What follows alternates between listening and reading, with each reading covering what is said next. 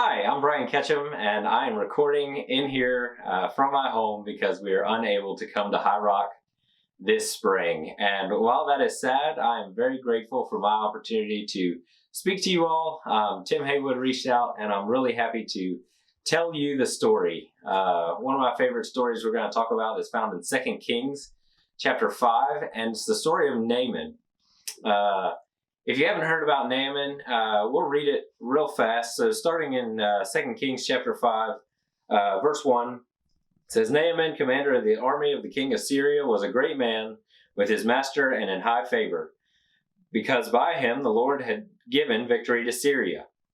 He was a mighty man of valor, but he was a leper. Now the Syrians, on one of their raids, had carried off a little girl from the land of Israel, and she worked in the service of Naaman's wife. She said to her mistress, Would that my lord were with the prophet who is in Samaria. He would cure him of leprosy. So Naaman went and told his lord, Thus and so spoke the girl from the land of Israel. And the king of Syria said, Go now, and I will send a letter to the king of Israel. So Naaman hears about this prophet, and he has to get permission from the king, and he tells the king, Hey, I've heard of this prophet. Please let me go to Israel and seek out this prophet that I may be healed of my leprosy.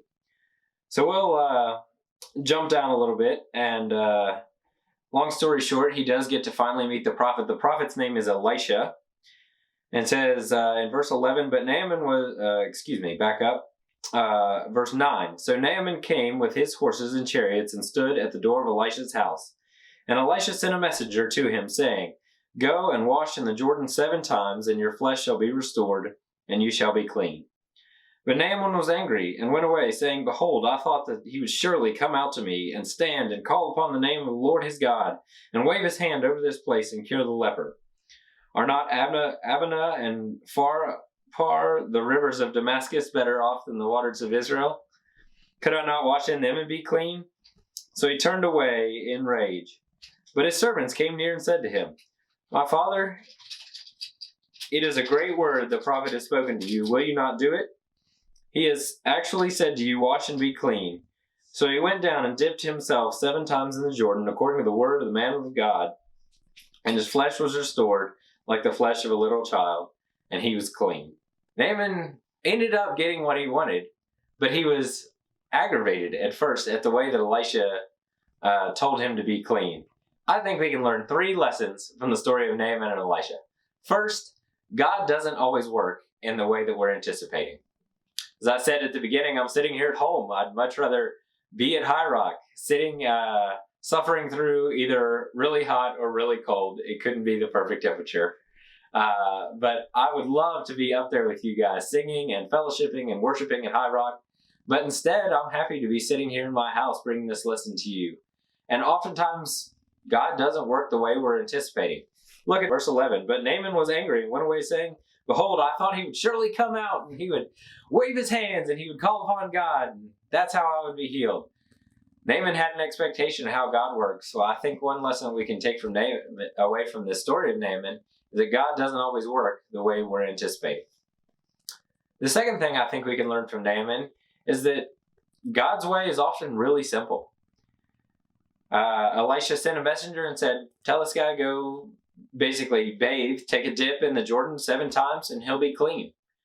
That's really simple. You think when the servants were talking to Naaman, he said, they kind of implied, hey, if he would have told you had to do some great thing, you would have jumped at the opportunity to do this great thing. But instead, you have a really simple task, and you're aggravated that God has made it this way. This makes me think of Matthew chapter 22, verses 34 through 40, where it says, But when the Pharisees heard that he had silenced the Sadducees, they gathered together, and one of them, a lawyer, asked a question to test him. Teacher, which is the greatest commandment in the law? And he said to them, You shall love the Lord your God with all your heart, and all your soul, and with all your mind. This is the great and first commandment.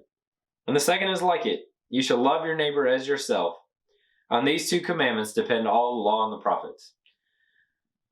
Of course, this is familiar to us. They basically want to know the secret of life. Tell us, what's the greatest commandment? What do we need to know? What do we need to pay the most attention to? And Jesus says it's really simple. You need to love God first, and you need to love your neighbor second. So God makes things really simple for us. It's often man that gets in the way. It's often we try to make things much more complicated than they actually have to be. And that's actually my final point. I think we can learn from Naaman is that oftentimes our pride gets in the way. Naaman said, "Are not the rivers in Damascus much better than the rivers in Israel?" He basically wanted to know why he had to go down and wash in this dirty water in order to be cleansed of his leprosy. It was his pride that was standing in the way. It's his pride that made him angry. We see the same thing in Luke chapter 18. The rich young ruler comes to Jesus and says, "What do I need to do to inherit the kingdom?" Jesus made it very simple for him, although not an easy task, a simple one. Sell everything you have and follow me.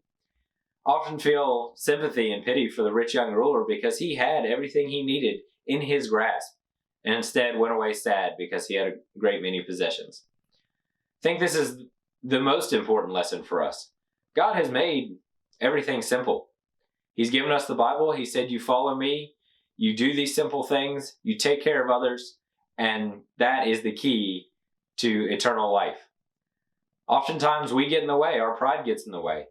Do you mean baptism is essential for salvation? Well, the Bible makes it clear and simple. But all we need to do is remove our pride so that we can take advantage of the salvation God has offered us. Oftentimes I want salvation to be harder, maybe.